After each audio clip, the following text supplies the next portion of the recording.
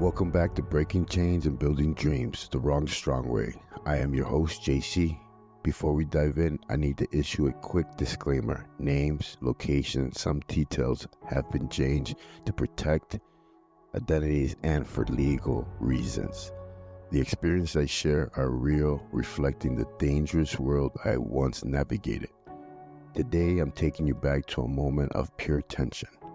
A drug deal gone sideways in the streets of Chicago. The streets of Chicago are very dangerous, and the people you deal with on a daily basis when you live this lifestyle are even more dangerous.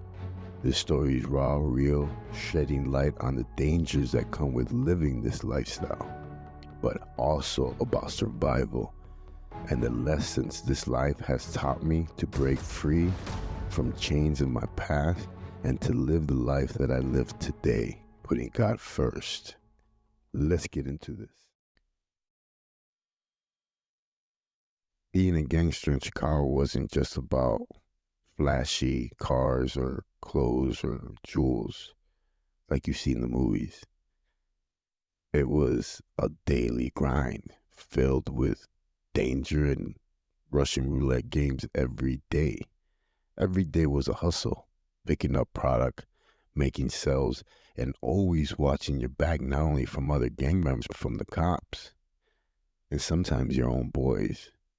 To us, it was just another day in the office.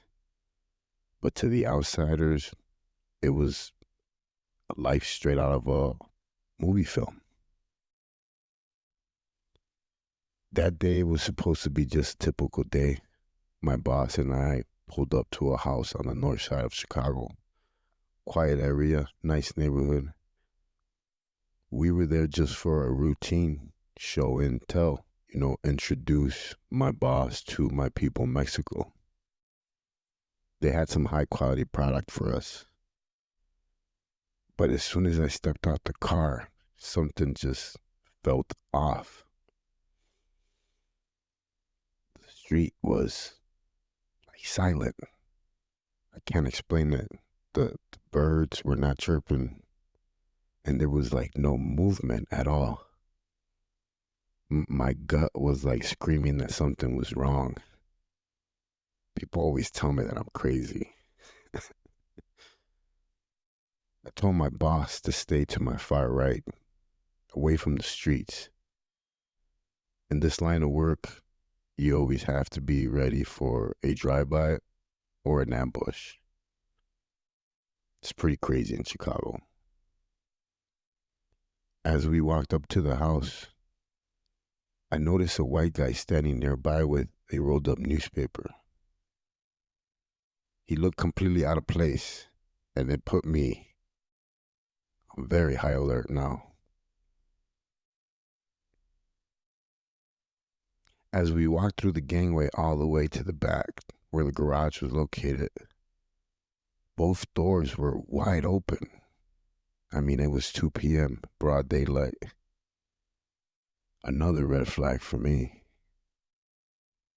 Inside, the guy came up to us and started to show us the product. It was the real deal. Fish scale. It was big in Chicago around that time. Everybody was trying to get it, especially the black gangs. They would cook it and turn it into crack. If you had the right connections, you were selling one for 27. And if you're getting them at 17, do the math. I was uneasy the whole time. I interrupted my boss twice and I said, "Let's go." The guy heard me and he said, "Here, just take them." At this point, I knew something was definitely up. I put my hand on my boss's shoulder and said, "Let's go." My boss looked mad, but he saw the urgency in my eyes. I was scared. The guy hesitated again. "Just take them." I took my boss by the hand and we walked out. Not ran, just walked. We made it 3 houses down before we started to cut through the gangway.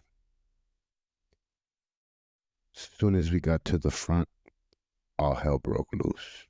There was cops everywhere, cars, undercovers. It was like a scene from a movie.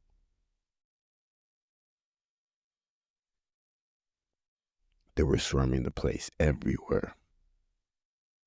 As I started to walk up to the gate, a cop was running right by me. And I wanted to run back towards the gangway, but something just pushed me to keep walking forward. He paid me no mind, so that gave me more confidence, and I started walking, leading the way for my boss. I opened the door and I got him in. As I started to drive away, I won't lie, I was terrified. I thought that was it. I was going back for life. I had just got out. As we drove past the house, I kept thinking, we're not home free. The cops could still come and get us once they know that we're not there. And what will my people in Mexico think? We got away that day, but I knew I was in some deep trouble. The cops had raided the place where we had just been at. My boss and I were untouched, but I knew I had some explaining to do. The cartel in Mexico wouldn't be happy. They would probably think that I set them up or robbed them.